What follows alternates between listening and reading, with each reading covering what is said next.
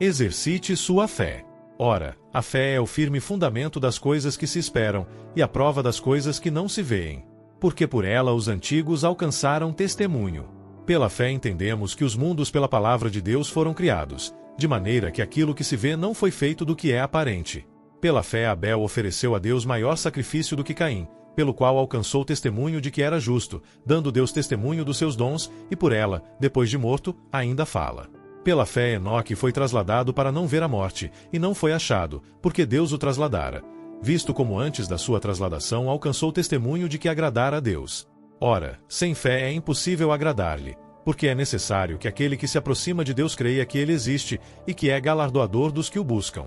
Pela fé Noé, divinamente avisado das coisas que ainda não se viam, temeu e, para a salvação da sua família, preparou a arca, pela qual condenou o mundo, e foi feito herdeiro da justiça que é segundo a fé.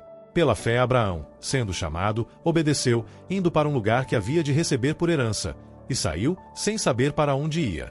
Hebreus 11, 1-8. Pela fé Abel, Noé, Abraão, Sara e Sansão. É assim que a palavra de Deus nos conta a história de homens e mulheres que deixaram uma marca na história da humanidade. Pessoas comuns que venceram pela fé. Em Hebreus 13:8, está escrito que Jesus Cristo é o mesmo ontem, hoje e eternamente. Então, a pergunta é, por que tanta dificuldade para alcançarmos milagres nos dias de hoje? Certamente, devido à dificuldade que temos de exercitar a nossa fé. 3 maneiras de exercitarmos a nossa fé. Primeira maneira, ouvir e ler a palavra de Deus, Romanos 10:17. O texto lido diz que a fé vem pelo ouvir, e ouvir a palavra de Deus. Não há dúvida de que, quanto mais uma pessoa ouve e lê a palavra de Deus, mais fé é gerada em seu coração. Em 1 Timóteo 4:7, Paulo disse a Timóteo, exercita-te a ti mesmo na piedade. Precisamos usar esse mesmo princípio e exercitar a nossa fé, ouvindo e meditando na palavra de Deus. Você tem o hábito de meditar na palavra de Deus?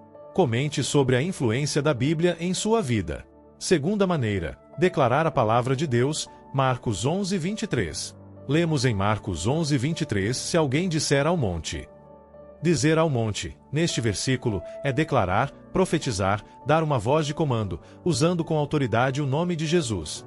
O próprio Jesus deixou o exemplo para nós quando venceu o diabo no deserto, declarando a palavra de Deus, está escrito.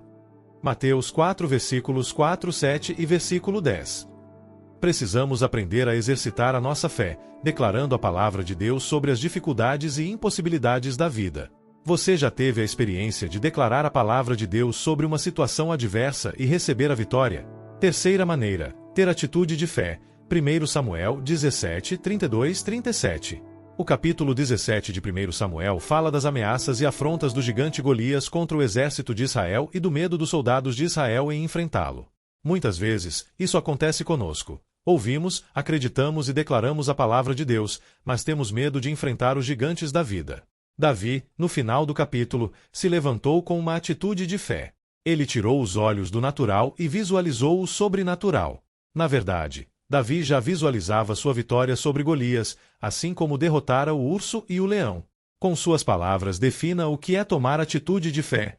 Conclusão do nosso estudo em célula de hoje. Jesus falou sobre uma geração de incrédulos que ele teve de suportar em seus dias. Nós não fazemos parte dessa geração. Somos da geração dos heróis da fé, homens e mulheres de fé, daqueles que vencem, daqueles que enfrentam leões, ursos e gigantes. Somos a geração de Davi. Que, nesta noite, você tome posse desta palavra e decida, a cada dia, exercitar ainda mais a sua fé, meditando na palavra, declarando a palavra e agindo conforme a palavra de Deus. Compartilhe este vídeo com alguém que precisa de um renovo espiritual e encorajamento na fé.